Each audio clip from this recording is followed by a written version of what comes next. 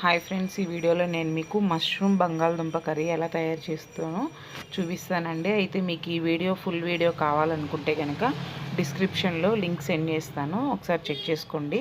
లేదంటే యూట్యూబ్లో సాయి కుమారి ఆంధ్ర రుచులు అని సెర్చ్ చేసినా కూడా మీకు నా వీడియోస్ అన్నీ 1 by 1 వచ్చేస్తాయండి. ఒకసారి వెరిఫై చేసుకోండి. నా వీడియోస్లో మీకు ముగ్గులు అలాగే వంటలు వీడియోస్ వస్తాయండి, ఒకసారి చెక్ చేసుకోండి.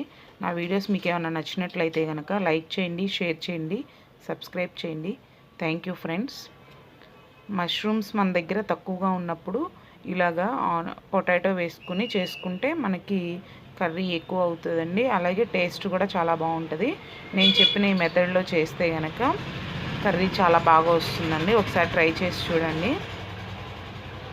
చూసారు కదా, చాలా బాగుంది లుక్. ఒకసారి ఫుల్ వీడియో చెక్ చేసుకోండి. Thank you friends.